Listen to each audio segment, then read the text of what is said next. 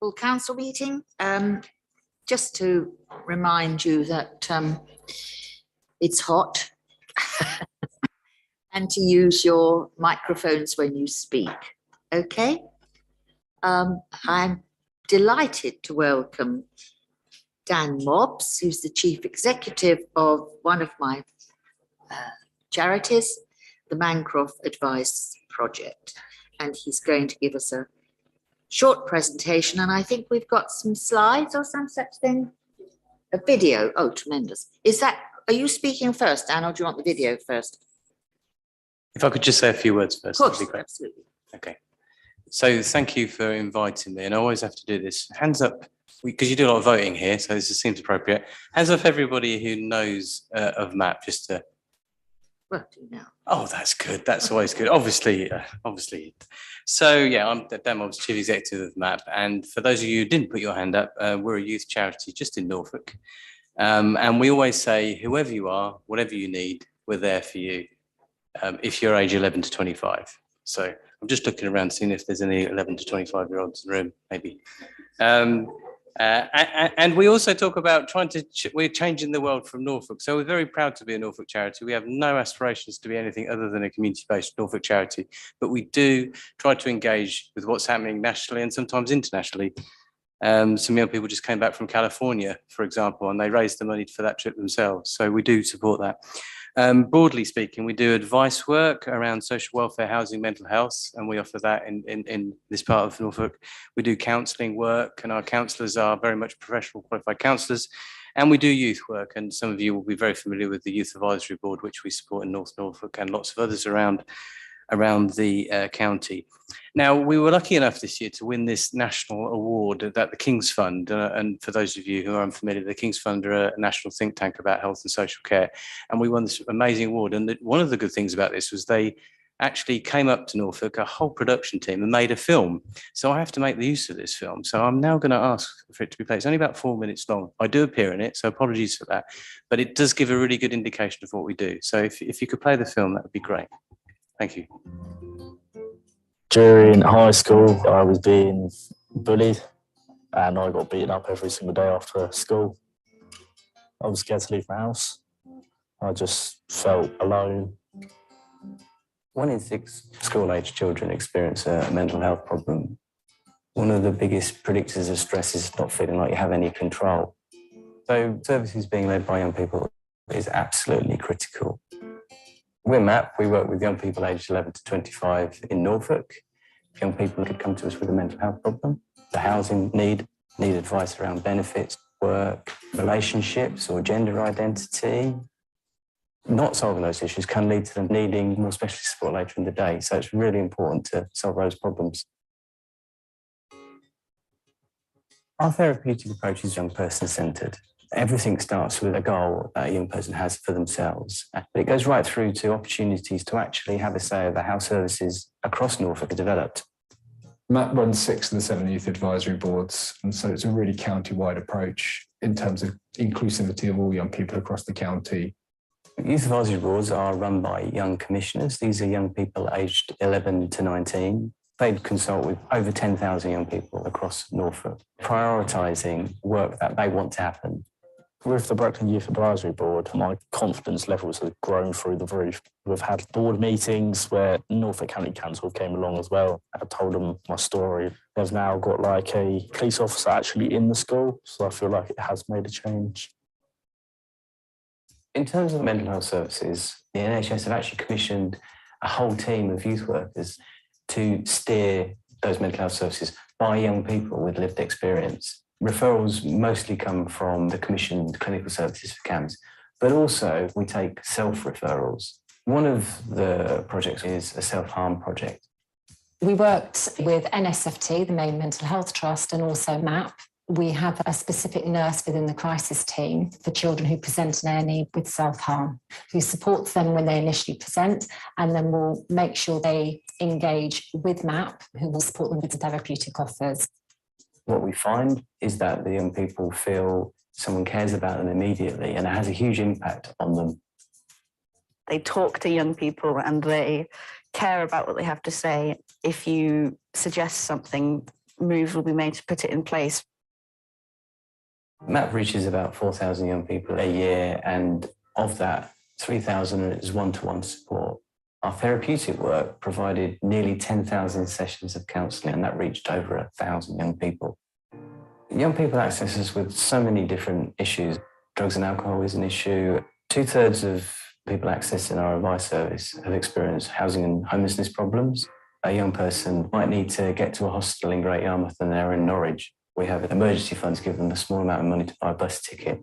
We have a group which is for young people who are trans or questioning their gender identity.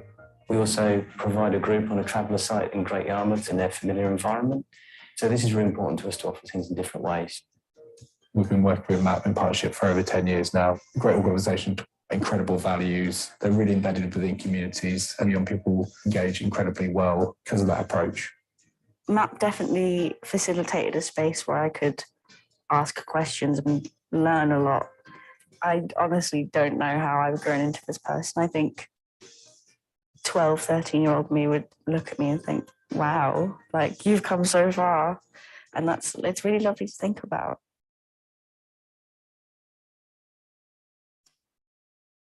Yeah, thank you.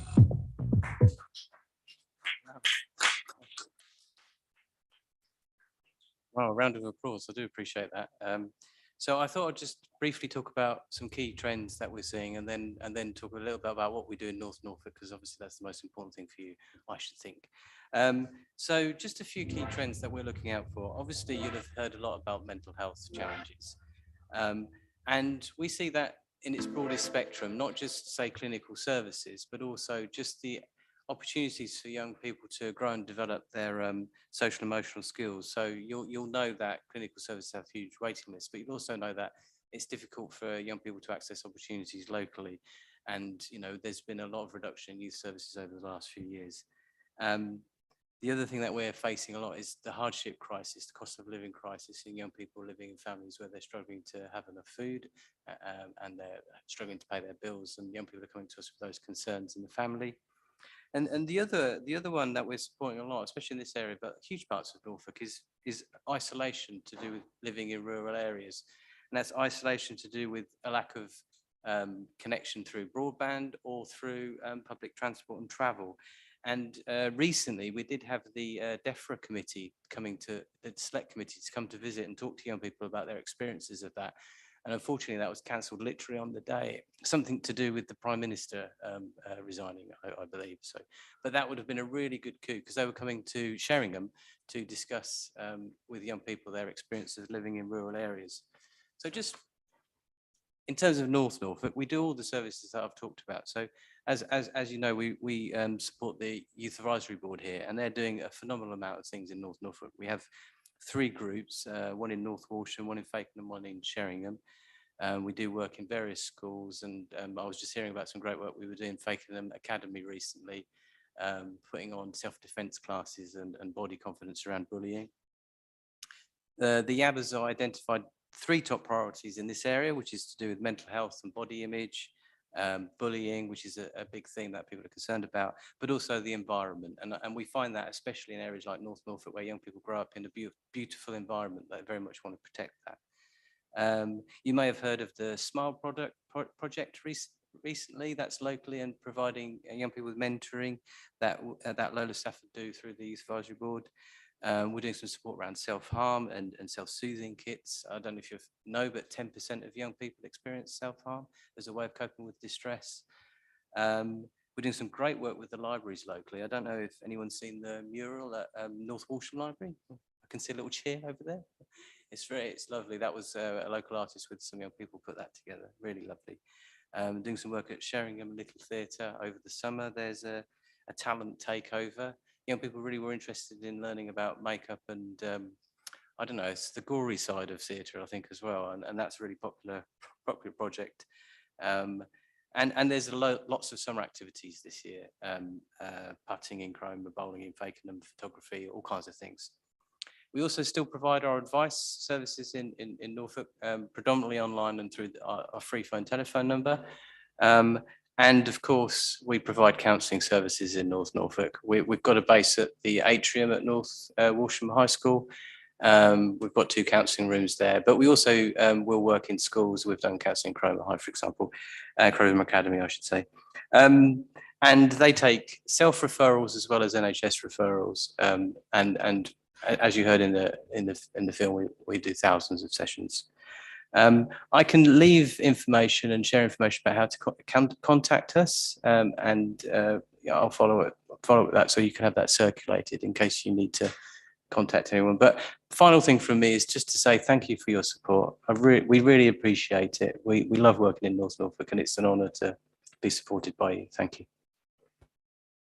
Thank you so much, Dan. I think it's a tremendous service, and it's a service that's been very underrepresented and underfunded. So we'll see what we can do here to help the young. So thank you very much. You are very welcome to stay. Has anybody any questions? Yes, just one, Lucy. I thought it might be you. Sorry, I just wanted to mention that we have just launched the recruitment for the steering group for our youth council. So I hope that we can get the information over so we can get to our North Norfolk young people that are part of the YAB. Yeah, they'd love to do that. And Emma Price, who you may well know, would be the best person to contact. I can see a nod there. That's good. Thank you.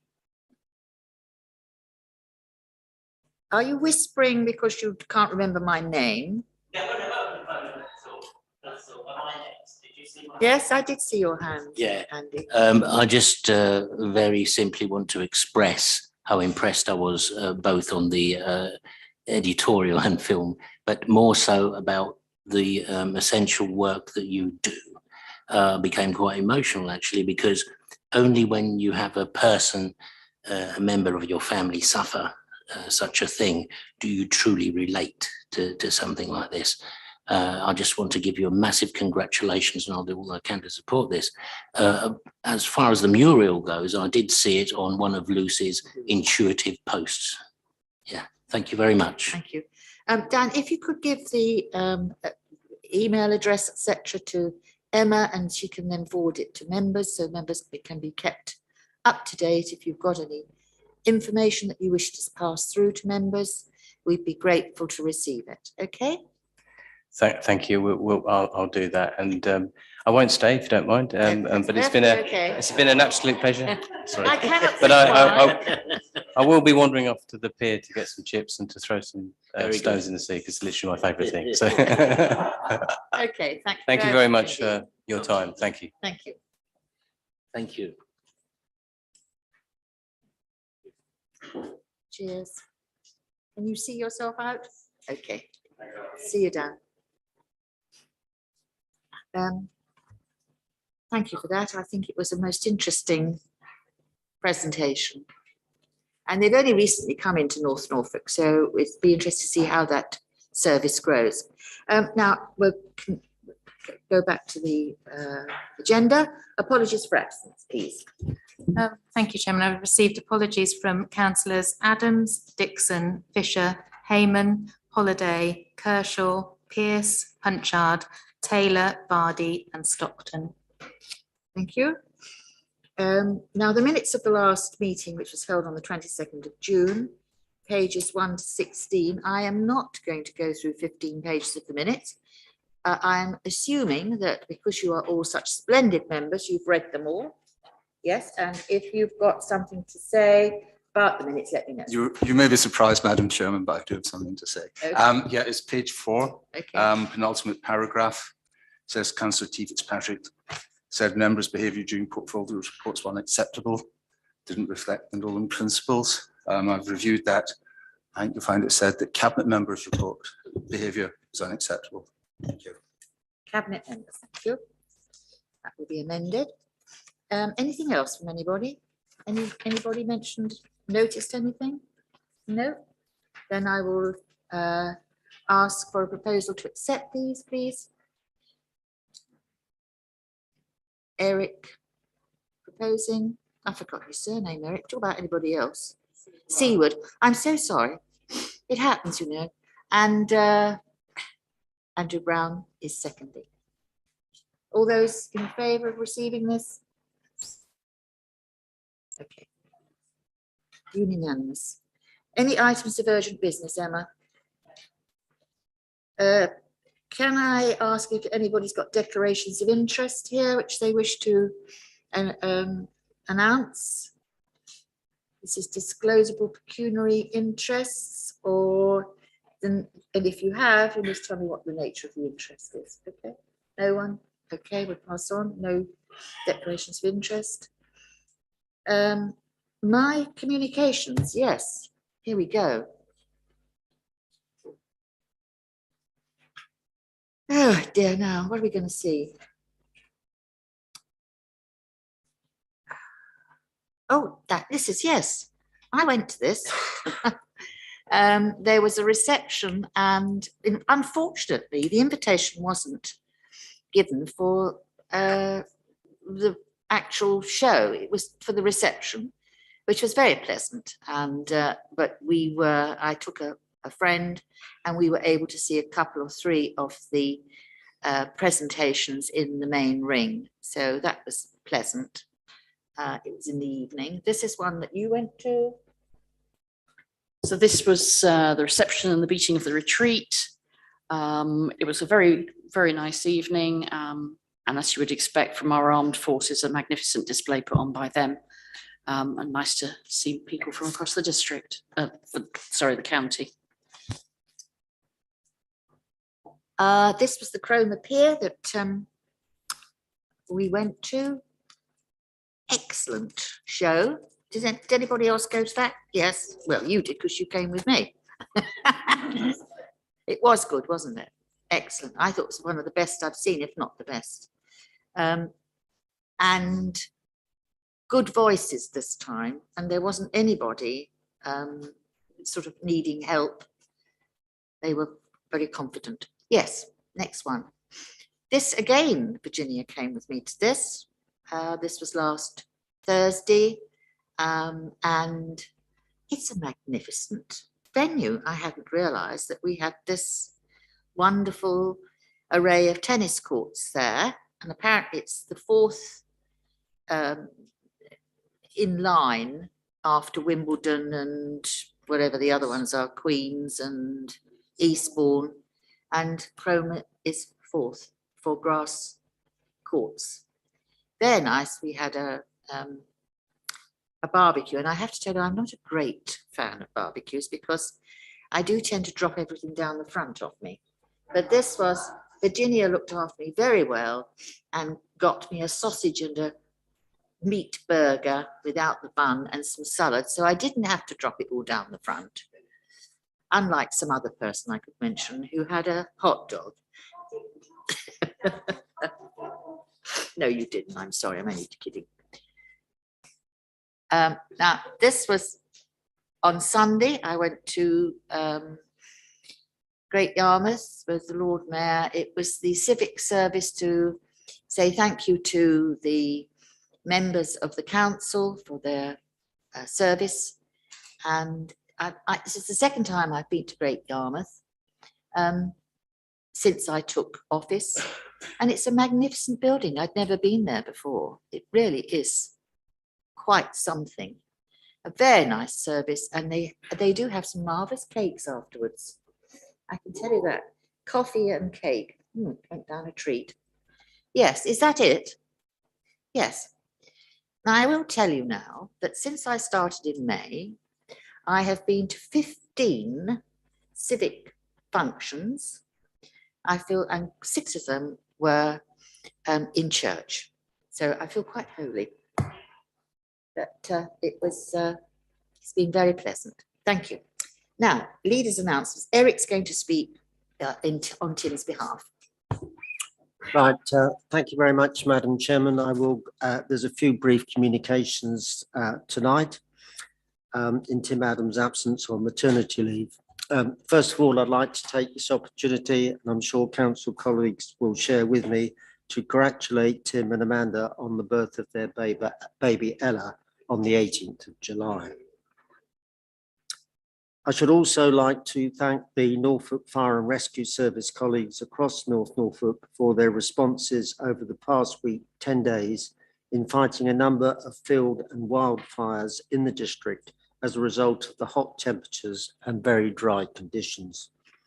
Sadly, a fire at Ashman Howe on the 19th of July resulted in 2 households losing their homes, and District Council staff, the civil contingencies manager and the housing staff were involved in a multi-agency response, both at the time of the incident and the days which followed.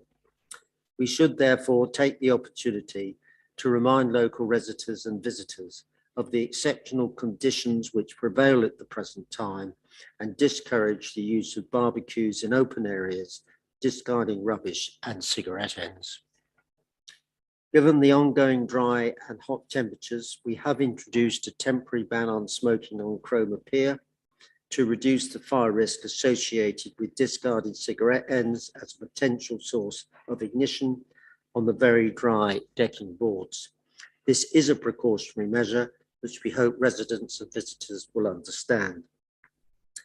Monday, the 25th of July was the second Respect the Water campaign and World Drowning Prevention Day.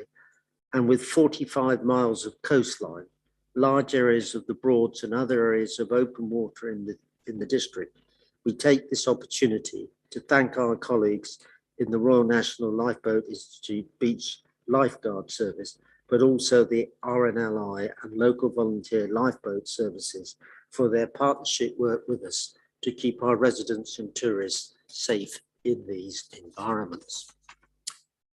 As we are now in the peak holiday season, we are accommodating large numbers of visitors to the district, placing demands on many of our services and facilities.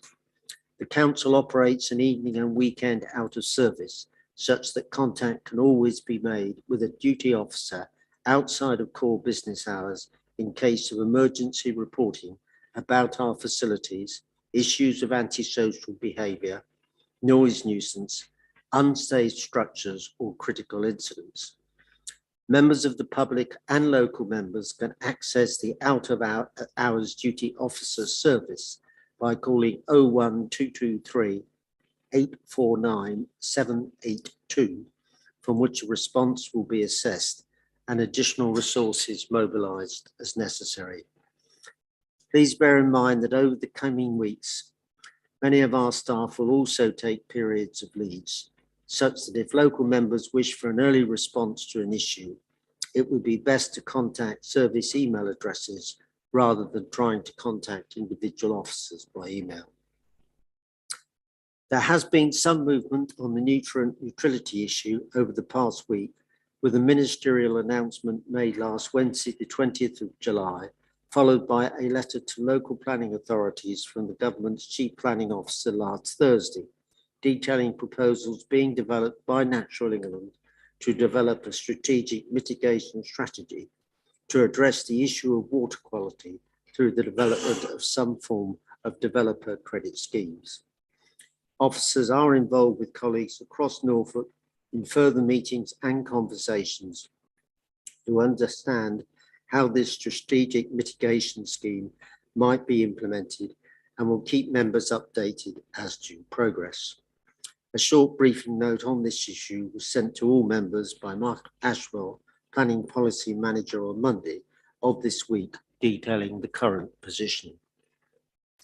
Council, through Stickquick, has developed its investment plan for submission to the government, detailing how it would propose spending its allocation of 1.23 million of the UK Shared Prosperity Fund over the next 3 years. The plan proposes spending monies on 7 of the government's indicative themes, albeit the largest allocation is year 3, i.e. April 24 to March 25. Further details will be shared with members once we hear back from the government during the autumn. Madam Chairman, that ends my leaders' communications.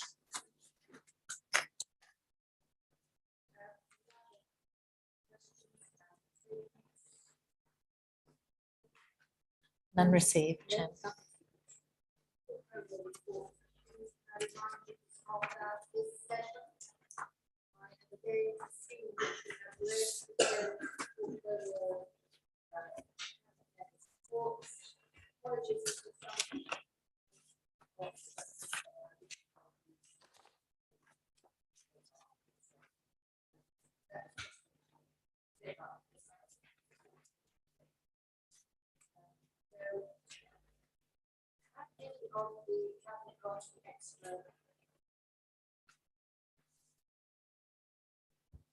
I'm usually able to be heard anyway.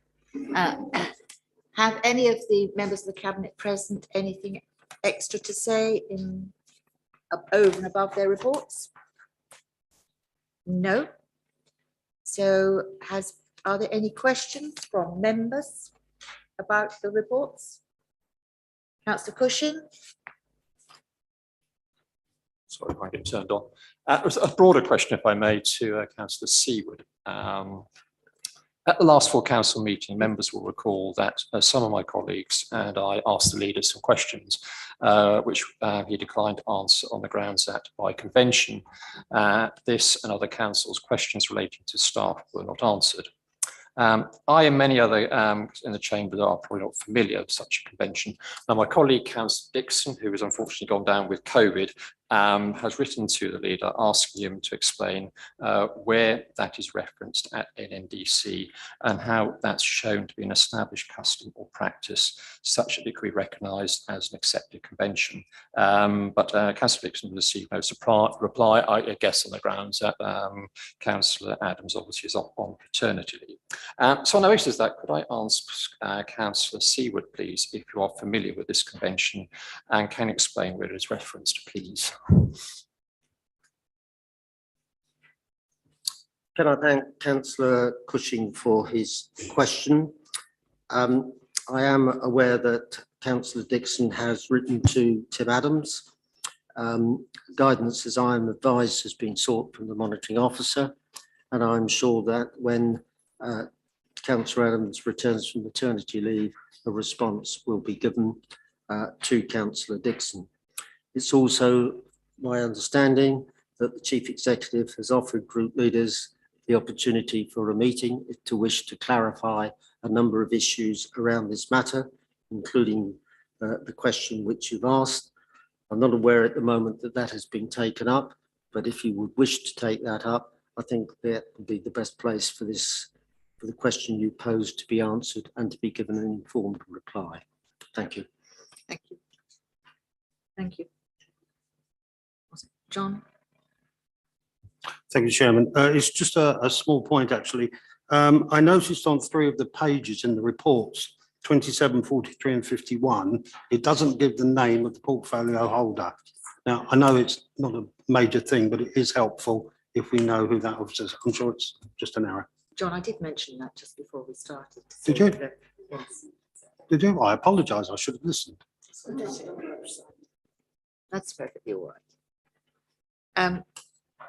Councillor Toy. Thank you, Madam Chair. I wonder if I could ask a question on environment protection to Councillor Lloyd, if that's possible. I'm pleased to note in his report that we're resourcing officers to monitor noise for events this summer. But I've personally had residents raising concerns with me in my ward about potential noise situations coming forward. Can the Cabinet member explain to us what powers or actions can be taken if noise levels are found to be excessive? Thank you. Thank you for your question, Councillor Toy. Once the environmental protection team have been advised of an event, they try and work closely with the event organisers to ensure that the event complies and falls within the noise limits and doesn't cause a nuisance. And the specific part of your question, if a nuisance is observed and witnessed, officers do have the powers to stop the source of the noise. Does that answer your question? That's fine. Thank you, Madam Chair. Thank you. Councillor Fitzpatrick, Vincent. Thank you, Madam Chairman. My question is for Councillor Gay and... Sorry, we've got someone's mobile is going. Yeah, on page 43 of the pack from members, it mentions that 43,000 or just under 43,000 visits were made to the leisure facilities in June. But I fear this doesn't tell the whole story. And Councillor Gay will remember a chain of correspondence from one of my ward members to her. And I'll quote a couple of bits from this chain of correspondence to set the scene. The resident says, I am not happy. I don't feel that the centre, that is the reef in Sheringham, is being used to give taxpayers of North Norfolk value for money. And goes on to say that this centre should be welcoming swimmers. Are you, I'm so sorry, Vincent, have you a question? Okay, the question is, I was trying to set the scene where my residents been gone and had failed attempts to go swimming at the leisure centre. I've actually been there and been booted out of the pool after 20 minutes. And the reply was, this allows everyone active to manage their business more effectively. And I'll just repeat that. This allows everyone active to manage their business more effectively. So my question is, when will our leisure centres be run for the benefit of the public rather than for the convenience of the contractor? Thank you. Virginia, would you like to reply? Thank you, Councillor Fitzpatrick. I do remember this correspondence and I have followed it up. I have followed it up with the manager concerned.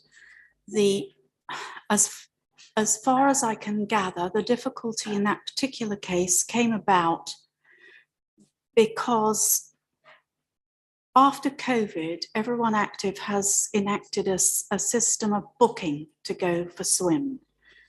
Now you can turn up when you haven't booked in, if you know there's room, but there is a booking system now because they found it worked very well during the periods of COVID when the swimming pool could be open.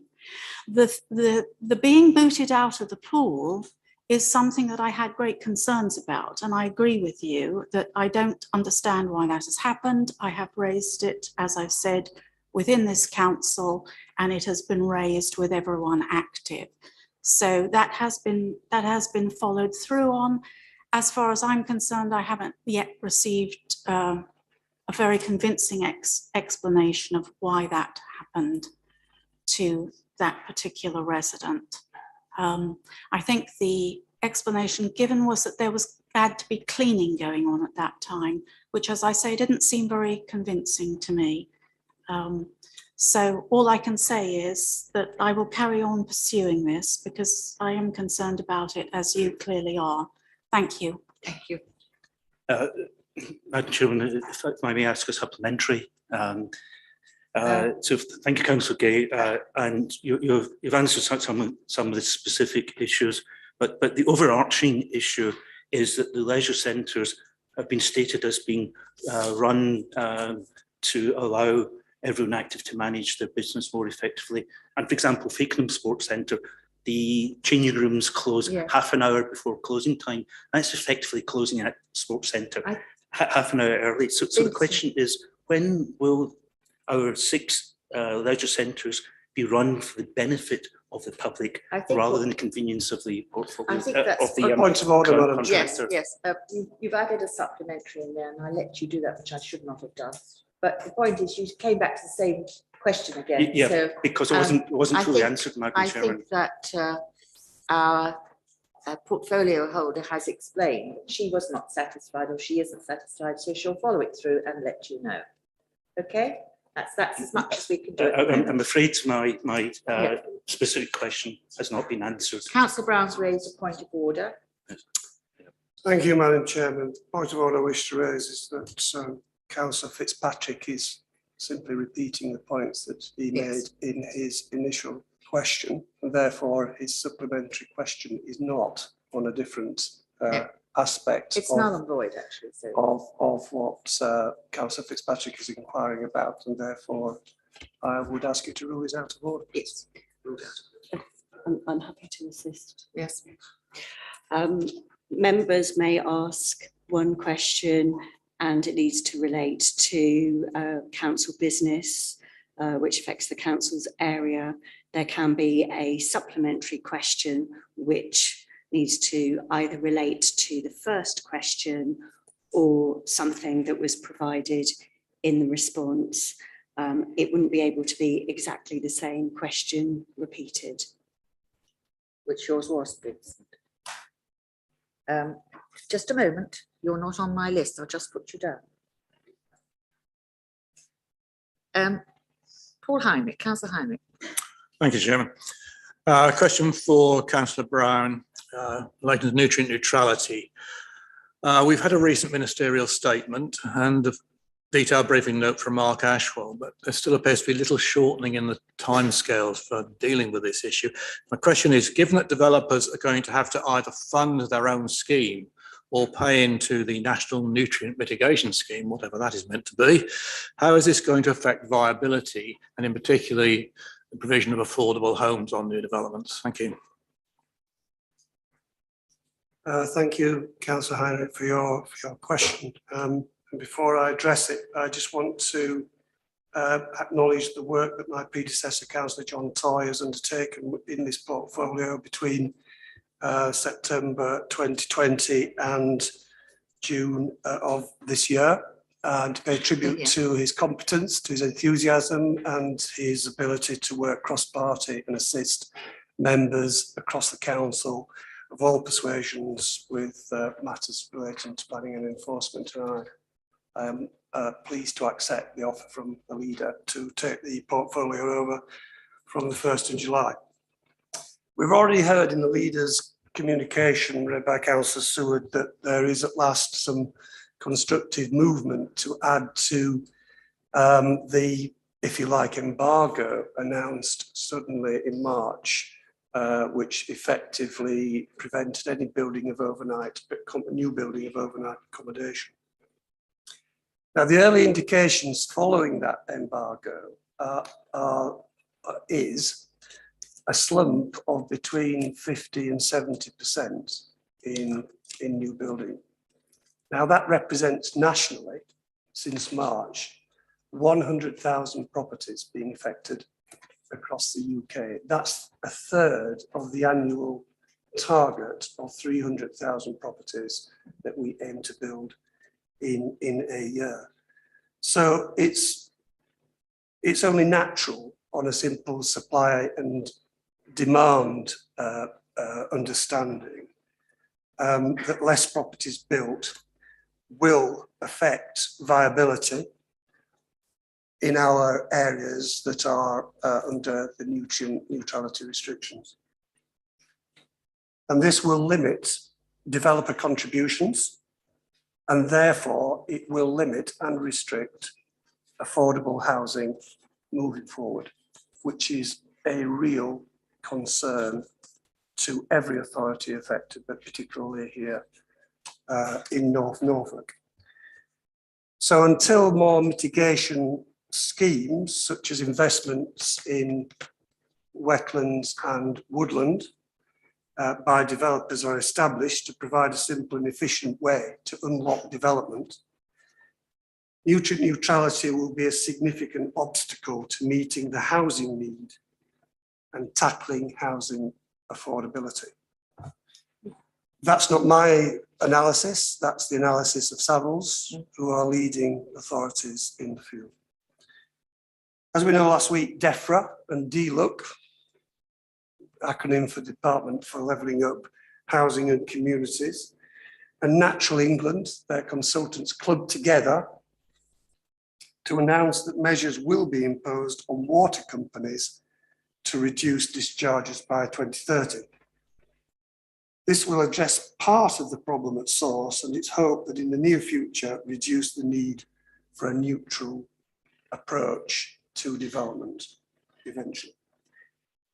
So the government will, as of last week, provide funding, new funding for a change, to pump prime the National Mitigation Scheme and to reduce nutrients going into our, or pollution into our rivers, and to foster relations between landowners, councils and developers to work together in delivering successful mitigation schemes. That's all fine. We all accept that. We all buy into the need to improve our water courses. Only 12% currently pass muster. So there's a job of work to be done, and the council, I suggest, are very well engaged with that. The problem is that these schemes to purchase land to offer mitigation credits to developers are going to take time. Landowners don't freely give up land for that purpose anytime soon. So what we need to do is to work with Royal Haskoning, our consultants, which have been appointed by all combined authorities across Norfolk, to continue to calculate where the most nutrient pressure is, to release sites in the areas that are not so affected once they are, as it were, analysed for their current pollution.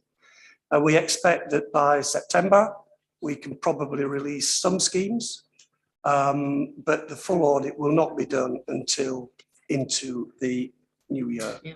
So I hope that answers your question, Councillor. Thank you for a very comprehensive answer. Thank you, Andrew. Saul, Councillor Penfold. Thank you, Chairman, and good evening, everyone. Question for Councillor Seawood. Delighted to note that Greenbuild is back on this year, online and in person at Fakenham. It's fantastic, and that will continue to deliver on our green agenda following the publication of our net zero strategy. I'm also pleased to note the progress on the bus interchange in North Walsham, or to give it its correct name, the North Walsham Travel Hub. Are you asking a question, Saul, Yes, or I are am. you just giving us a presentation? I'm just setting you a context. I'm delighted Well, about that from my I county perspective. I'm sorry, but I did. Does stop. Councillor Seawood agree that future county and government plans to deliver a net zero must include a rural transport strategy, and that the travel hub in North Walsham will be well placed to support our communities? Thank you. Thank you, Councillor Penfold, for your question. Simple answer to the first part of your question, yes, I do.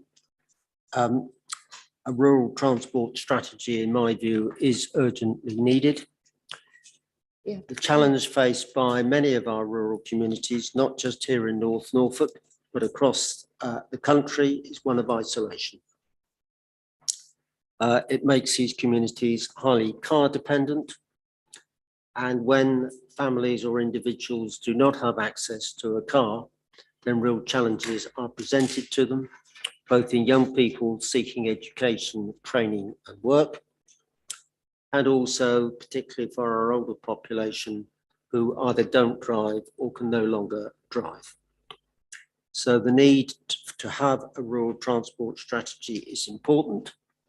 And if we are to reduce carbon emissions, we have to move away from diesel-driven buses to electric-driven buses and other public transport vehicles. In relation to the new travel hub in North Walsham, which I'm advised this afternoon is due to become operational on August the 1st, this will provide a safe and welcoming place for people to access buses and also to leave them. And that is something which has been a long-standing need in the town. We have a turnover per month of something like 30,000 passengers. So I think that that will be a very supportive element to public transport. And there's one thing I would also like to add on that. This is an exceptionally good example of councils at all levels working together. The district council has provided the land. It's also refurbishing the toilets. It's also been involved in assisting the new Muriel, which the speaker for your charity tonight referred to. The county council, and I thank them in my budget speech, have contributed the investment. And lastly, the town council have provided the funding for the new bus shelters as well. So you have three authorities working together for the same objective. And that is a message and something which I believe should be happening a lot more. And it's certainly what our residents want. Thank you. Thank you. Does that answer you, Sean? Yes, thank you. Thank you very much. Emma, have you got a prologue or are you going to go straight to the question? Go straight to the question. This is to Councillor Gay with regards to the Carer Friendly Tick Awards that we have at the council now. Can the portfolio holder give me some examples of the benefits that have already been delivered by choosing to embrace the key standards, please?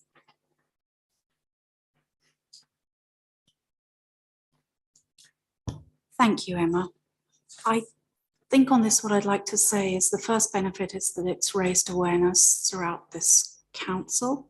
I think the second benefit and the hope is that more members of staff will come forward and discuss their experiences and conditions with their managers. Second, I think there's, from my point of view, is an excellent officer on the case. Third benefit, I'd say, is that we already have a draft policy. It's in draft, but I think it was going for discussion with HR today. And I am imagining, Councillor Spagnola, that it will go to Joint Staff Consultative Committee in due course. And there's no reason why other members who are particularly interested, and I know across this chamber, people are very interested in doing what we can to support carers of all kinds, why those who can't join us in JSCC when it comes up for discussion. But at the moment, things appear to be going well, and I can see no reason why I've looked into all the background requirements. I can see no reason why we won't achieve this and achieve it quite quickly. But yes, there have been some benefits already. Thank you. Thank you, Emma. Does that answer you? Right, thank you. Councillor Tom Fitzpatrick. Yeah, thank you, Madam Chairman. I'm sorry, Councillor Gates, a question to you. I was just wondering if you'd look into the sports centre at Fakenham. I've had a number of complaints from people in my ward who are members that the actual, so it's really, would you look into the actual opening times as opposed to the advertised ones, because I've had a number of complaints, particularly young people who go towards the end. People have been at work, not like me, who can turn up during the day, because the changing rooms are closed at least half an hour before the centre closes. So if it's an advertised 9 o'clock closure, if you want a quick shower, you finish at 9:15, and that's, you know, given that we're still recovering from COVID, we don't want outbreaks. It's really important that people have the chance to get washed properly afterwards, so on. And I do think that needs to be looked at. If you could do that, I'd be very grateful, please. Okay. And I hope that's not given anyone palpitations about supplementary questions. No, I take it that the question is, will I look into it? The answer is yes, I will, because whereas I was perfectly aware of the correspondence that you cited earlier, no one has written to me yet about that, so I was unaware. Thank you. The answer is yes. That's excellent. I appreciate that. Thank you. Thank you. Councillor Withington. Hello, my question is for Councillor Lucy Shires, please. It relates to the S106 software. I'm aware that the Levelling Up white paper might encourage us to be using SIL in the future, but this software, I know we've talked about as being really vital for members. I know the last update was in September. Is there still a new planned date for this, or where are we at with it? Thank you, Councillor Winton. We're still on course for September, as far as I'm aware. I just want to thank officers both in planning and in the IT department for working together on this. I know that sometimes it's quite difficult when you've got a lot of things going on, especially with planning dealing with the nutrient neutrality issues at the moment. I'm not sure if Councillor Brown's got anything to add, being that it's a joint project. Yes, thank you, Councillor Shires. As far as I am aware, the installation of software is on track. There are some tweaks, I think, to be carried out, but it's being tested in the forthcoming weeks, and we expect it to be rolled out in September. Thank you. Thank you. Does that answer you, Liz? Thank you. Councillor Mancini-Ball. Gerard. Thank you, Madam Chair. I didn't think I'd be able to get a question in. Yes, no, I'm keeping note here. My question is quite brief. It's to Councillor Lloyd. First of all, Nigel, I hope you are feeling better. My question to you is, in January this year, the council adopted a net zero strategy and action plan which aims to achieve net zero carbon emissions by 2030. At the time, no estimates for how much this will cost. Please can Councillor Lloyd explain what work has been done on these since then and when members might see some cost estimates for the various tranches of work? Thank you. Well, thank you for your good wishes, by the way. I'm fine, thank you very much. The way we're approaching this is on a project-based approach. I think I've said before in this chamber that the approach we'll use is to look for what we call low-hanging fruit, where the easy wins to reduce carbon. There have been some big wins already, and those have gone through council, not least of all the reef that has just been mentioned, which is one of the most environmentally friendly swimming pools around at the moment. We're currently working up other capital projects. The one that will next come before us probably in the autumn will be a solar port. If the numbers work out favourably for us, that's my caveat on this. The next one will be a solar port over the reef car park, which will further reduce the carbon consumption at that venue. So we won't be issuing a cost for the full cost to 2030. I've explained before that each project will, as it comes along, will be costed and will come before us if it needs to in this chamber. The reason, which is what I've explained before, is that issuing a cost now, if we'd have done that last year, you know, what with the huge increase in inflation and energy costs and all sorts of other things that we're all aware of in this chamber, we'd have had to done that work again. So if you bear with me, it'll be project on project as we go forward, and they will all be costed, they'll all become before you for scrutiny, and that's going to be our approach to it. I hope that answers your question. Gerard, I've only got 2 minutes left. And Yeah, I have that's fine, Councillor Thank Lloyd. you. Thank you. Goodness me. Harry. Yeah, I will give you a little bit extra because you've waited on this. I'll be as quick as I Yeah. can be. Yeah, my question is for Councillor Fitch-Tillett on coastal. And can I just quickly say how impressive and Councillor Fitch-Tillett is in this role. And the Norfolk Rivers, she's only visited one meeting of the Norfolk Rivers IDB so far, and the impact has already been noted.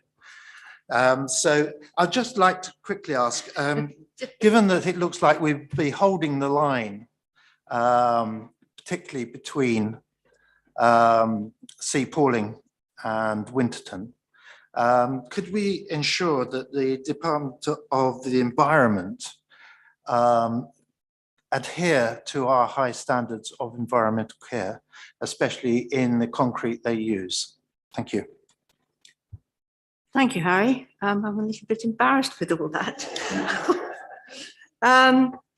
Yes, I can certainly ask the question.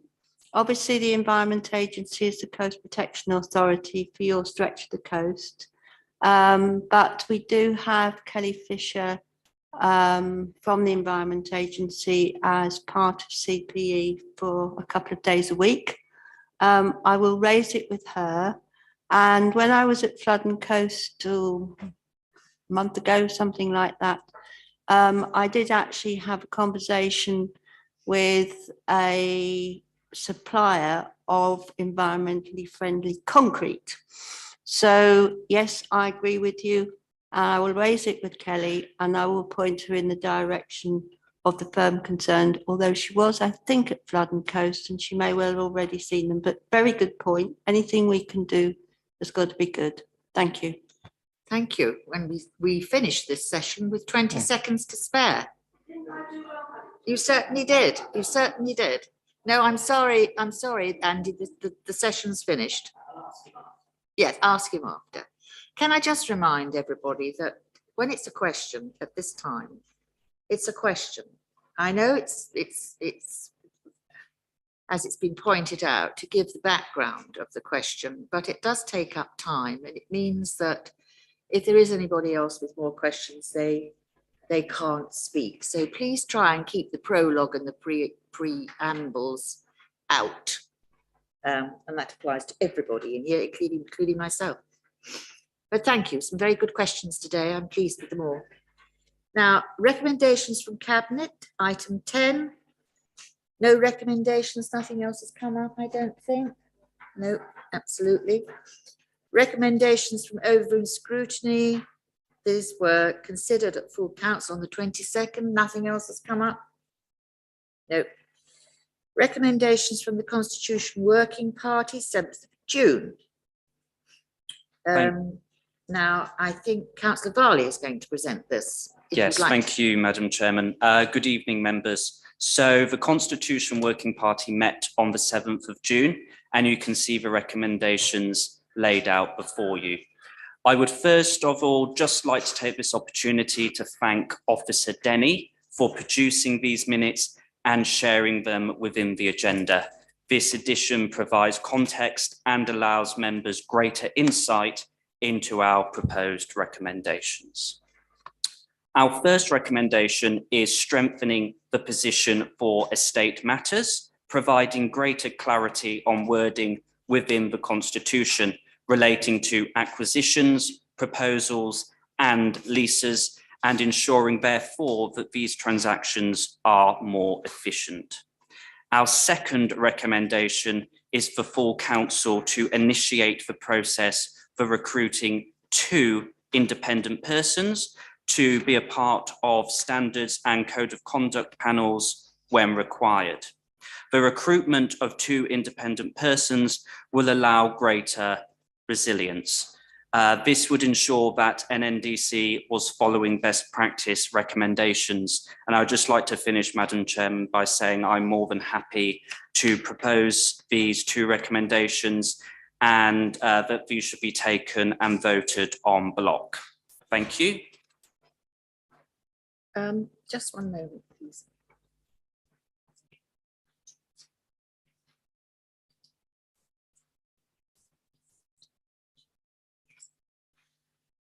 Councillor Varley, we are going to take the 2 recommendations separately, okay? That's absolutely fine. Right. Yep. So you're proposing the amendments for the estate matters. Have I got a seconder for that? Councillor Gay is seconding. Anybody wish to query this at all? Can I then, so it's proposed by Councillor Varley, seconded by Councillor Gay. Are we just going for hands? Right. If you are in favour, will you please raise your hand? So, 1 will do. Unanimous. Now we go for the appointment of independent person. A proposer, please, for this one. Oh, Adam's proposed, hasn't he? Yes, of course he has. Seconder. Lucy Shires has seconded. I don't think there's any problem with this, but still, you may certainly, John. Thank you, Chairman. The appointment of the independent person, is this a replacement of the current people that are doing the job? And why are they being changed? Do they not want it anymore, etc., etc.? I think yeah, I'm more than happy to answer this question. So that is correct. It is for 2 new independent persons, and the original independent person had been in the position for a long time. So it's best practice to get a new independent person. And like I say, getting 2 persons would be greater resilience. Thank you. Is that okay, John? Thank you. Councillor Perry Warnes. Please may I ask how you actually found the two people, and whether you interviewed lots of people or how they were found? So the recommendation before you tonight is to initiate this process. So if indeed this is passed, we will then begin to recruit these two independent people. All right, Georgie. Saul. Thank you. I'm sitting right next to you, Adam, but I'll put my microphone on. Could you just clarify that for the two independent persons, do we pay them for that? Is there some remuneration or is it just expenses? Thank you. The two independent people will receive payment if and when they sit on the panel. Yes, I think Clara wants to add something here. I don't think it's actually a payment as such. No, it's not a salary. Thank you. There's different methods, and as has been mentioned, this is at the early stage, asking for an agreement to start the recruitment process, but it's possible to provide allowances or expenses or a stipend. Is that okay? So, right, so we have a proposer to accept the appointment of the independent person. Adam Varley has proposed. Lucy Shires has seconded to recommend to council that the process for recruitment of the two independent persons should commence. Show of hands, please, if all those in favour. Unanimous, thank you very much. Outside bodies appointments, I think Eric is speaking to this one.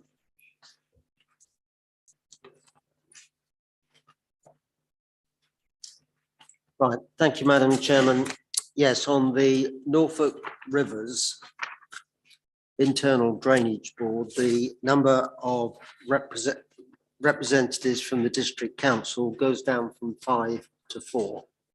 Thank you. So therefore, I am proposing that, and he's agreeable, that Councillor Pierre Butikofer no longer sits on that body, but the remaining 4 members do. Thank you. Is that okay? Yeah. Thank you. Now, item 14, Chroma and Fakenham levelling up bids. Paper report to be presented by our Chief Executive, Steve Blatch. Oh, I'm sorry. Yes, but I'm going to leave the detail to Steve Blatch. In introducing this, first of all, I would like to thank the officers for the huge amount of work that's been involved in this, particularly when we've had delays about not receiving the portal until the last week. They've also had to do this amidst being the recipients of COVID as well. And then, of course, we're moving into the holiday season during leave periods. But it is a huge amount of work if we're to get sound, sustainable and good bids together, which have a good chance of having a favourable response from government. Second thing is, I would like to thank the 2 MPs for the area, Jeremy Mayhew and Duncan Baker, for the support with these applications. That is going to be crucial in terms of how they are progressed. The last thing I want to say is that people will have differing views about what levelling up should mean.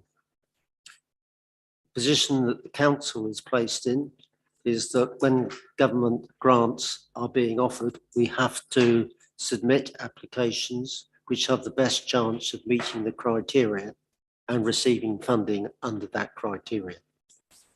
Whatever we may think levelling up should mean, we actually have to base it on the criteria in front of us. I do believe that both of these bids are sound bids. They have the support of the members of Parliament, and I hope and wish that they have a good chance of success. Thank you. Thank you. And I think you've all received this report today. So I came a little bit late, but that's nobody's fault. That was just one of those things. Anyway, I'm now going to pass over to Steve Blatch. Thank you, Chairman. Good evening, members. Thank you, Councillor Seward. So there is a paper that is at the front for anybody that hasn't received the electronic copy earlier today. I do apologise for the lateness of the report. As Councillor Seward has said, a number of the officer team have recently had COVID, and the presentation of the two bids was made to Cabinet on the 11th of July, outlining the Fakenham Leisure and Sports Hub proposal and the Chroma and new facets for Norfolk's GEM proposal. So there were presentations delivered at that time, and we're happy to answer any questions on either of the bids. We did say on the 11th of July to Cabinet that there was still work ongoing to firm up the costs of each project to reflect the best available information against rapidly rising construction inflation that is being seen across the economy, to look at addressing challenges that was in the guidance notes around cost benefit reviews and optimism bias, and testing some of the financial assumptions in the bids, and that work has been progressed in the last 2 weeks. As Councillor Seward says, the call or the formal opening of the portal was a week ago last Friday, and these applications now have to be submitted to government on the online portal. It's a very structured process by midday on Tuesday, the 2nd of August. So the officer team is working very hard at the moment to meet those deadlines. They have to be met. There is no wriggle room or opportunity to extend. So the purpose of bringing the report to you this evening, the principles, as Councillor Seward has said, were endorsed by Cabinet at the meeting of the 11th of July. Both bids have been formally endorsed by the two members of Parliament, which is a gateway requirement for the bids. And so the decision for you this evening is to understand the match funding requirements and how they could be financed by the council if the bids are successful, and it is a competitive process.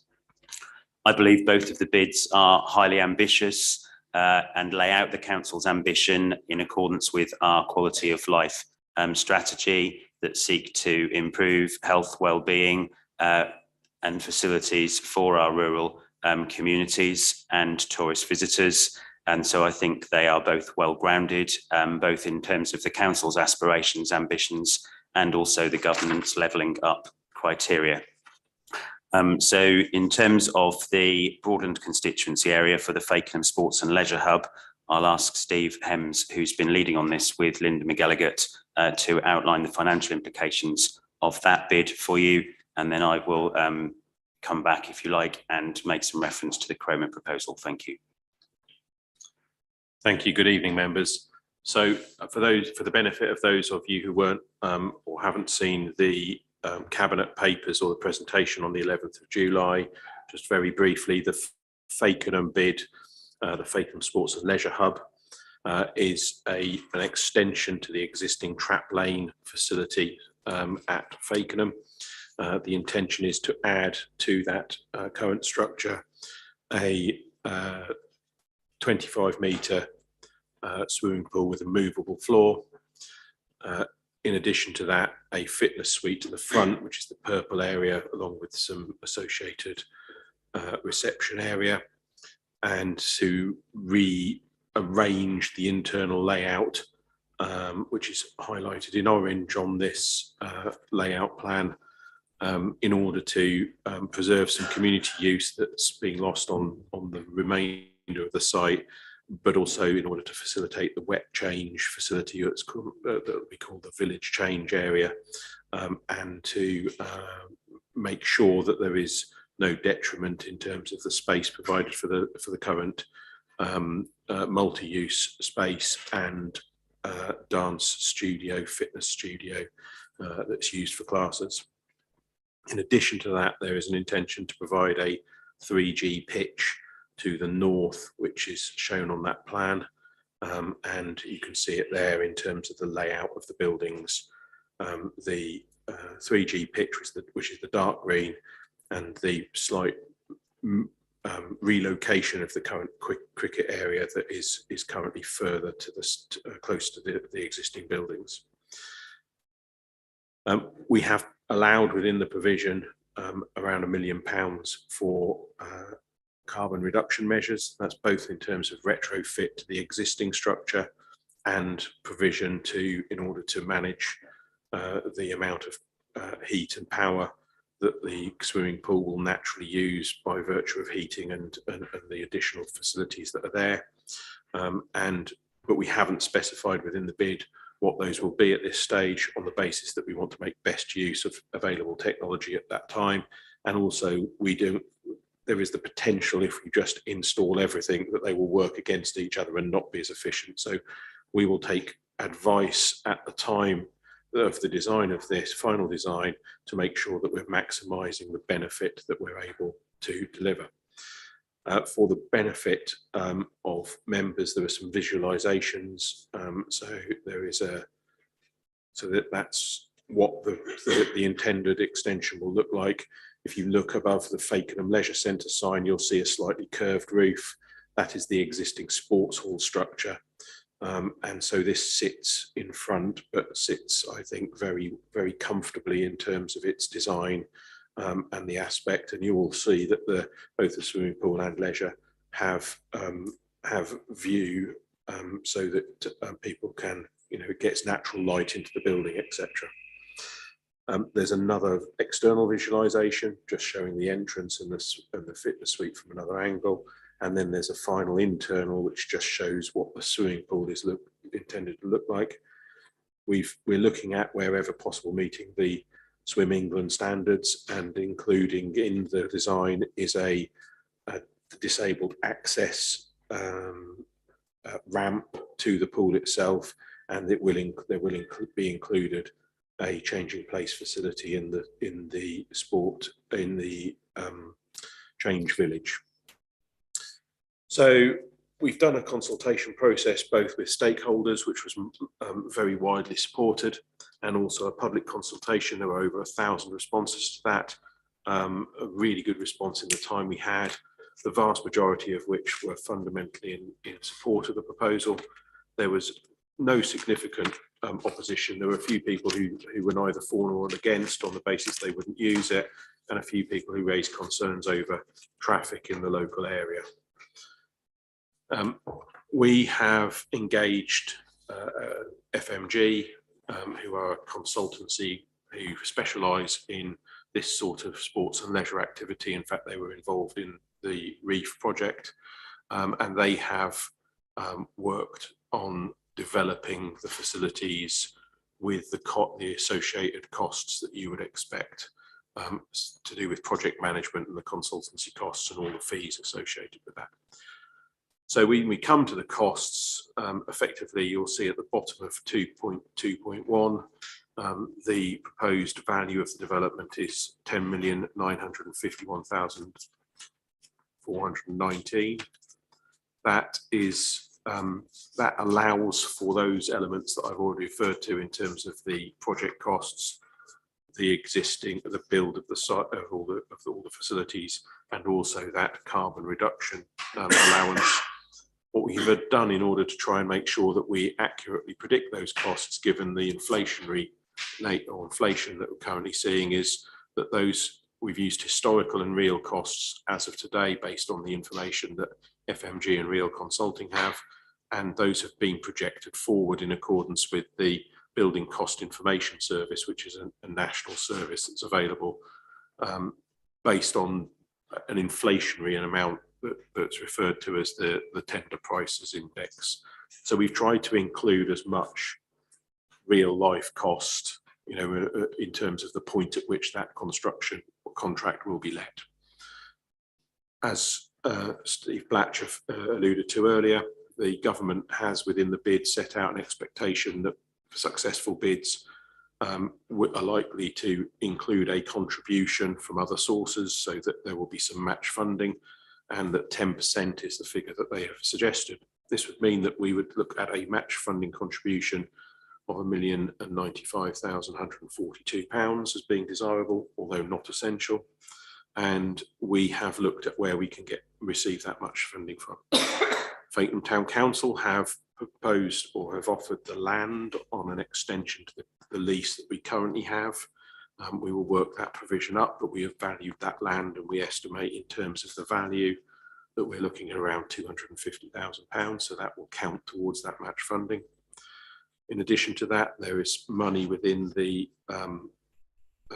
Section 106 obligation that is set out as part of the planning permission for the Fakenham Urban Extension. And that sets out a requirement around off-site indoor sports contribution using the Sport England facilities calculator, and you'll see figures there that total around £408,000. Those are towards swimming pool and to 3G pitch specifically. There is more funding within that 106 agreement associated with sports, but we don't think we need all of, or we don't want to take all of that because some of it relates to sports courts. So that we will look at drawing down that, but obviously one of the issues there is that we will not get that funding until such time as the development is underway and commenced. And so we are looking at authority to effectively draw down that money from our resource and then put it back in at a later stage.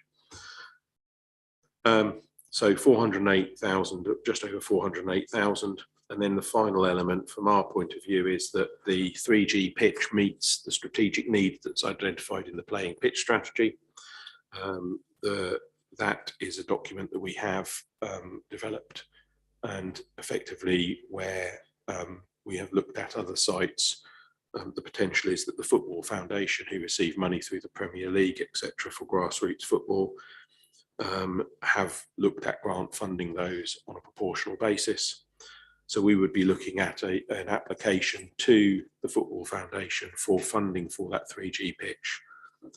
And although there is no certainty of it, I think I'm reasonably confident that an application would receive positive response from the Football Foundation.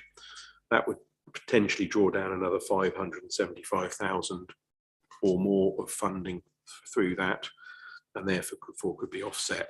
So you'll see from the table that potentially on offer or available through those sources is over that value of 1,095,000 that would meet the 10%. So that is that source of funding means that we would not need to significantly fund from our own reserves. However, if the Football Foundation funding is not forthcoming, we would still be expected to find that money. So the potential is that we would need to match fund £575,000, but it is only a potential at this stage.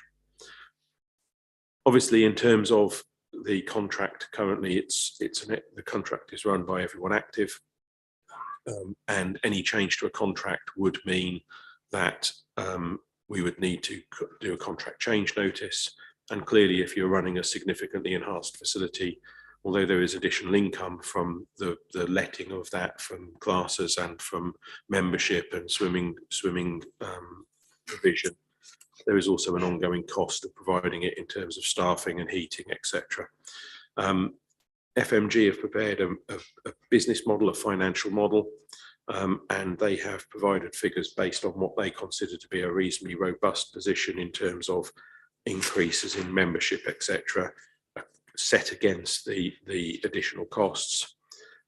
Those are contained within Appendix F in the purple papers. I think it sets out the position in terms of any surplus that is there potentially would cover cost. But if members want to discuss in further detail any aspect of that, then we would need to go into private session. I'm happy to take any questions at this point, or unless you want to. Thank you, Steve. Georgie. Thank you. If it goes over budget, are we liable for that excess, or do we just pay 10%? So if there is a significant increase in budget, then it would be the council's liability to fund that. However, we have done all that we can within reasonable, in terms of reasonable measures to mitigate that potential of it going over budget by the, as I've explained, by the position of inflating the prices to the contract, the programme contract award date in line with, the industry standard, etc. I don't think we can do any more at this stage in terms of predicting cost without being in a position where we put in a significantly larger bid just to cover all eventualities. But clearly that would then not be justified in terms of the pricing behind it. And secondly, I think in terms of value for money, you'd start to diminish the value of money and therefore risk the success of the bid. Georgie, is that okay? I think Don't know if it's okay, but it's probably as much as much as we can do. Yeah. Thank you. Councillor Toy. Thank you, Madam Chair. Yeah, firstly, thank you to officers for the work they've put in, as laid out by Councillor Seawood, and the challenges they've faced, and to come up with something as complete as this at this time is I'm grateful for that. So to my question, because I know you like us to get to the question. So I think part of the question I had has been asked by Councillor Perry-Warnes, and we've gone as far as we can with that at the moment. But presumably, although there is a price put on here, there will be a tender process later on. Can we just confirm that? Yes, absolutely. There will need to be a tender process that is undertaken, and obviously that will, we'll need to select based on a criteria as to the basis, on which we award that tender. But yes, there will be a tender process. Thank you. Thank you. Do you wish to speak? Chris. Thank you, Madam Chair. I'd just like to extend my thanks to Steve, Linda and the team. I think we've done a splendid job in terms of putting that bid together in a short space of time, and indeed actually keeping all the key stakeholders on the town council and elsewhere informed of the progress you're making. So we are very grateful for all of that. Certainly do support the bid. It's been over 8 years now since Fakenham has been without a pool. So it's just not to deprive the residents of Fakenham, but all the 20 odd surrounding parishes. I think it's Derham's the nearest we have to go, sort of 10 miles, which is a long way away. So it denies easy access. So grateful for that. And also I think that the location is splendid, obviously with my ward, which I would be obviously pleased about anyway, but it's very close to the Fakenham urban extension, the first 2 phases, which will be built out over the next 20 years, right next to the academy. So it's really part of the vision that we have to create sort of sporting excellence in that part of the town. So the question I have is, what I haven't seen in it is, do we know how quickly the government are likely to respond to the applications?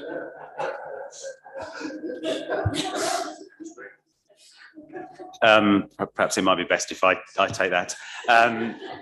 So at national level, there's a degree of uncertainty at the present time in terms of the nature of secretaries of state and ministerial portfolios.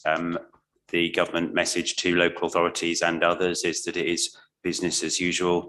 The button has been pressed in terms of the opening of the portal, such that the bids, as I say, do need to be submitted next Tuesday. So that is for working weeks beyond the original date of the 6th of July. We believe that it is the government's intention to appraise the bids and for civil servants to present an analysis of all of the bids received in October and an announcement to be made, well, I think before the end of the calendar year, but November is being talked about. And the programme, as originally announced in March, was for delivery in the period to March 2025. And that has influenced our planning assumptions in terms of assuming we are successful, that we would, for the Fakenham project, we would look at procurement in the first 6 months of next year, and then an anticipated completion date, I think, of March 20 in early 2025. Okay. Thank you. Councillor Housden. Thank you, Madam Chair. I think probably this is to Steve, actually. You've sort of partly answered that question, but on a time, you've obviously had to do the costings on the basis of your current submission and a projected start date. Is that correct? So you have no control, obviously, on Steve's reply to the last question. So is there a capacity within these figures that slides this whole costing with building materials going up 4 or 5 times literally on the month? Are you able to slide your profile in order to keep ahead of costings at a point where you might get that decision? The honest answer is I don't think there is. Once we've submitted the bid, then that is the bid. Again, all we can do is work on a program. So we have a delivery program for this, which I think the money has to be defrayed by the end of March, and I think our finish time for it is pretty much the end of, towards the end of that March for it being completed, because there is an awful lot of work to do to build a £10 million swimming pool and other facilities effectively in a relatively, in a 2 and a bit year window.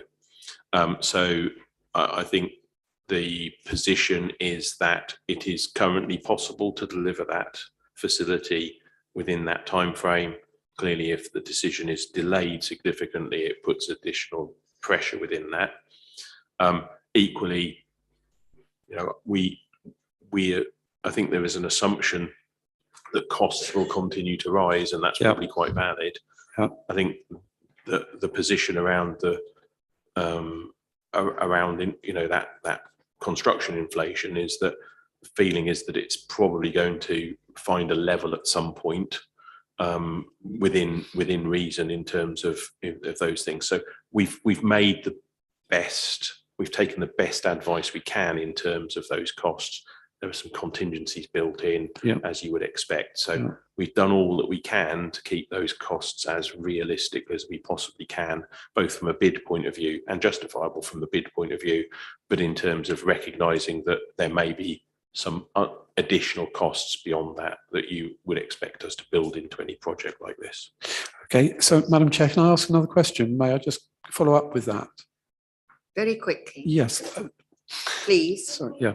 So on the basis that, let's say we had a decision at the beginning of February, and of course we have rampant inflation, do we have an opportunity, does this come back to committee to reconsider if the figures have been really pushed in every direction against what we're seeing today? I think there will come a point where we will go out to tender, or we will make a decision as to whether we progress. The receipt of grant, if grant is forthcoming, clearly then there has to be some decisions made if we feel that there's going to be a significant cost to the council, and it will, it potentially will be at the point at which we receive those tenders as to which we make a decision as to whether we go ahead or not on that. But I am hopeful that we, on the basis that we've done all we can to predict the prices going forward, that we will not be in a position where it's, there is an adverse cost. Fine, thank you. Thank you, Madam Chair. Thank you, Councillor Rest, and then Councillor Fitzpatrick, and then I think we'll close the discussion on this particular part of the levelling up. Okay, I shall be very quick. Can I just have a reassurance that the bids that are going in won't conflict one another, and that because we're putting 2 bids in, although they're under separate ward areas and separate parliamentary seats, one does not affect the other if it is turned down? They will go through a separate appraisal process within DLUC. So I don't think they are necessarily in direct competition with each other. They are around based on a constituency bid allocation. So they're not in the government is saying that essentially areas can have or bid up to £20 million per parliamentary constituency area, and neither of our bids meet that in whole or jointly. So we believe that we've pitched our projects at a scale which is robust in terms of financial commitment and value for money. And obviously the government will have their various Green Book processes in terms of making those financial assumptions. But it is possible, to answer your question directly, that one bid might be successful and the other isn't. I don't believe that that will be reflected in the quality of the submissions that we are making. We are all out for both of these projects to be presented to the very highest standard, and we have the support of both of the members of Parliament for those respective constituency areas. Thank you. And finally, Councillor Fitzpatrick.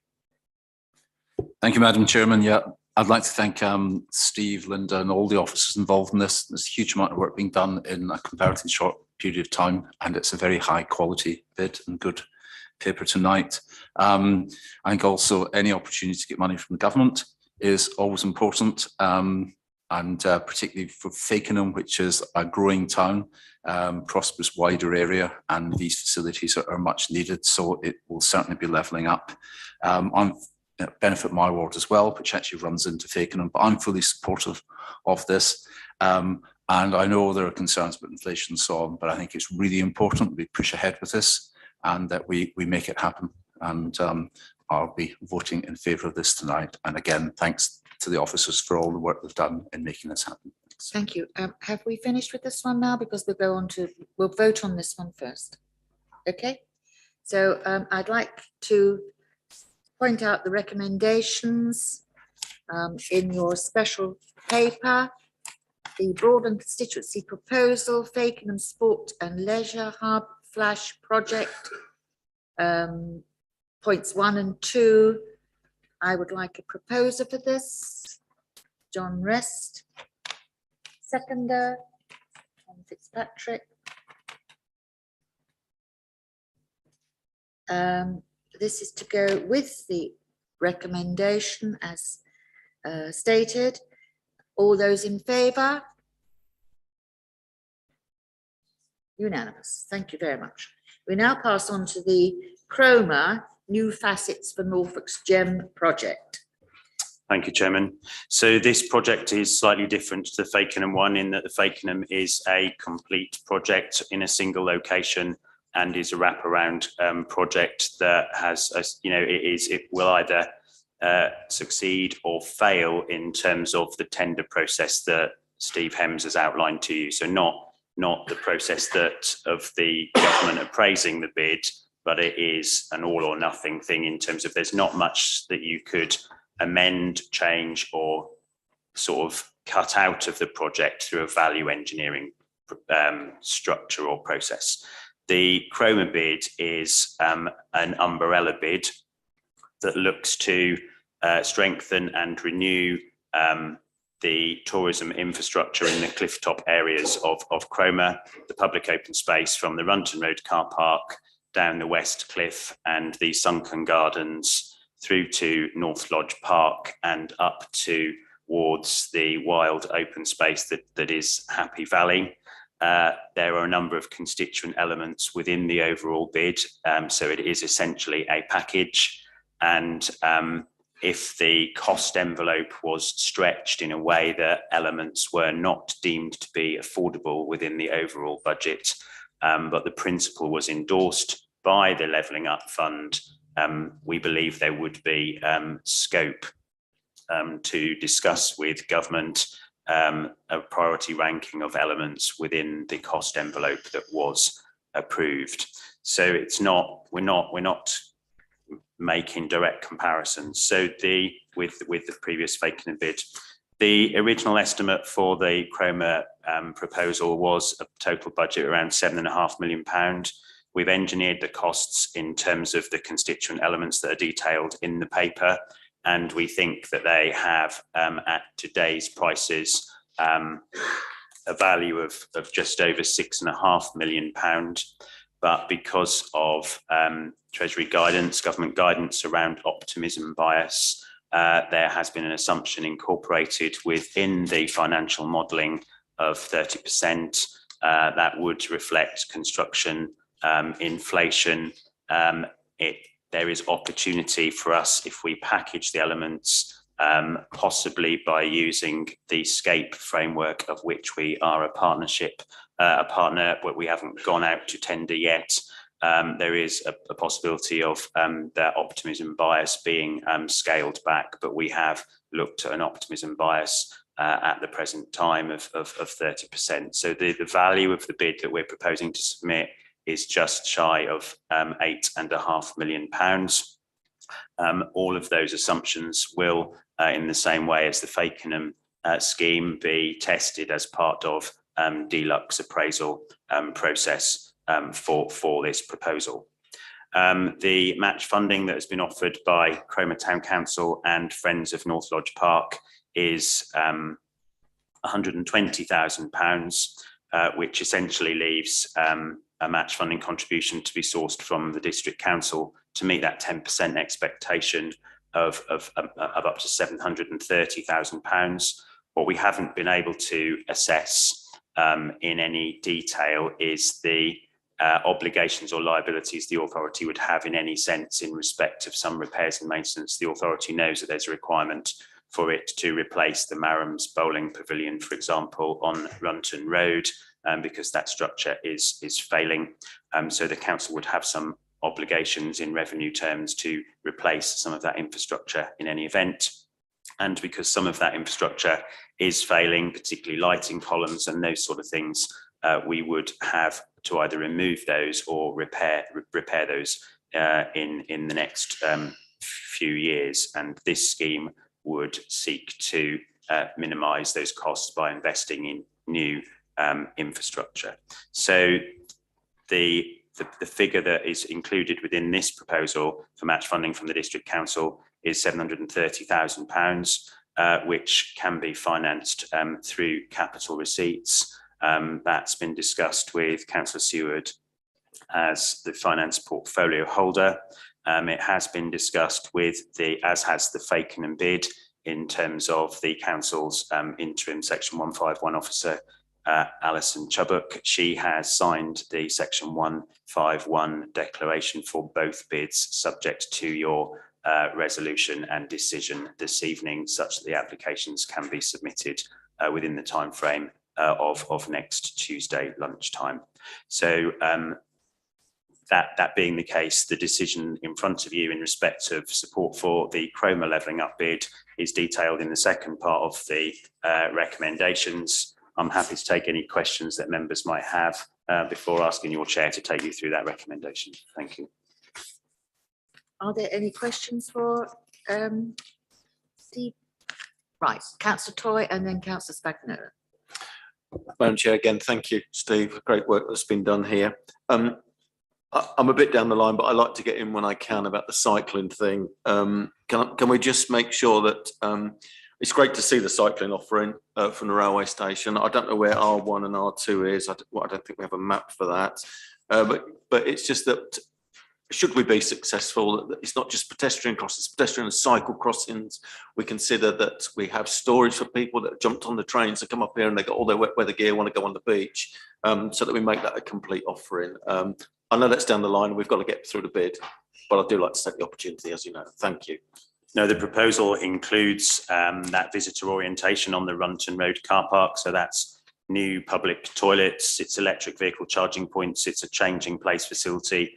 It is a concession for a cycle hire and repair and hub with lockers in the way that you described. So we're looking at a modal shift. We're looking at developing the cycling offer in and around Chroma. If you look at the national cycle route, there is nothing significantly north of Norwich except for Route 1, which goes to Fakenham and then out to the coast at Wells.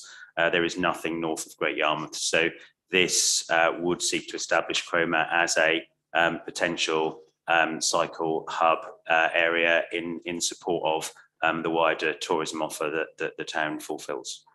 Thank you. I've been talking to Sustrans as well. There is a real shortage here, so thank you for including it. Thank you. Councillor Spagnola, Emma. So, as a ward member, excuse me, with regards to some of the bid, I'm over the moon to see these wonderful words like changing places and accessibility and sensory gardens. It's got me really excited. I live in a part of Suffield Park which is quite poverty stricken. We have several children in the area who are neurodiverse. obviously 2 of them are mine, to see the accessibility through the Happy Valley area brings me so much joy, because I've had to drag an accessible pushchair through there with a 10-year-old, nearly 10-year-old child on. So just to know that that's going to be something that we're going to be able to access a lot easier. Also, obviously, we all know about the current situation, the just children who aren't getting fed, the fuel poverty, etc., to have free splash pad, free play areas is going to be so important to not only the children's mental health, it's going to be so important to the parents' mental health, carers as well.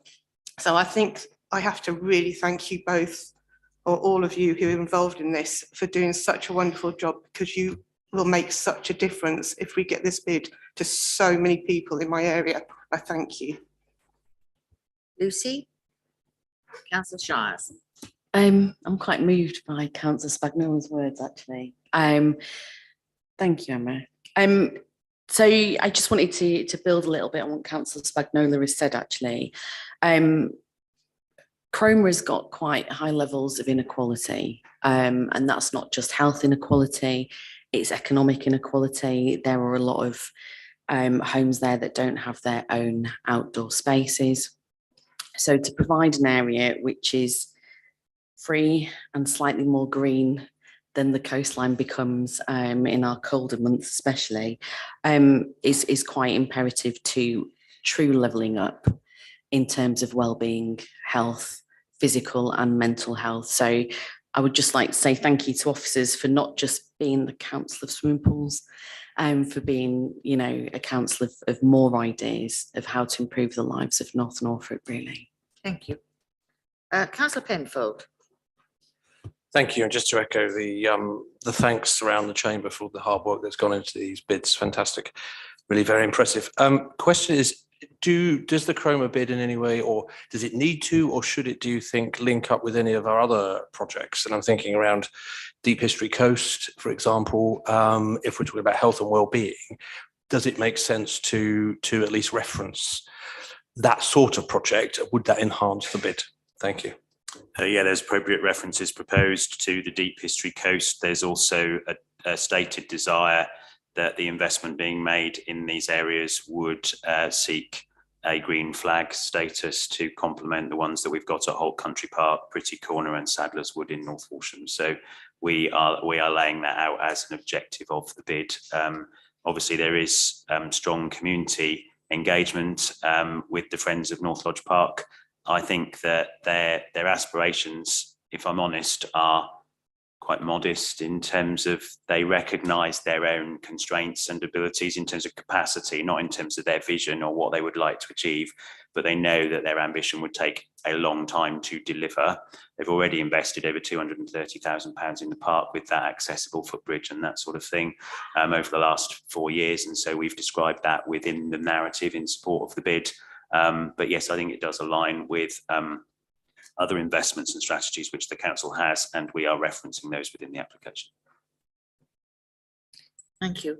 Are there any other questions before we go to the proposers and seconders? Right. So the recommendations as set out on the second page of our extra document is that the North Norfolk constituency proposal, Chroma, new facets for Norfolk's Gem project. And we've got council signs off the submission of the Levelling Up Fund bid for the Chroma new facets for Norfolk's Gem project. And in the event that the Chroma Levelling Up Fund bid is successful, it agrees that the District Council will provide £730,000 in match funding financed from our capital receipts. Are we clear on this? Right, so can I please have a proposer? Oh dear me, how extraordinary. Councillor Spagnola. And a seconder, Councillor Gay. And we'll now go to the vote. Are we all clear on this? This is for acceptance, as stated. As on the recommendations B, show of hands, please. All those in favour? Unanimous. Thank you so much. Let's hope it all goes well. Many a spill between lip and, but we'll just see. We've got to stay positive. Any questions received since whenever? None? No. Opposition business, I don't believe there's any. Notices of motions, none. We've no need to exclude the press and public. And there's no private business. So I close the meeting this evening at 7, whatever it is. 7:47. My brain's gone. Thank you very much. Have a safe journey.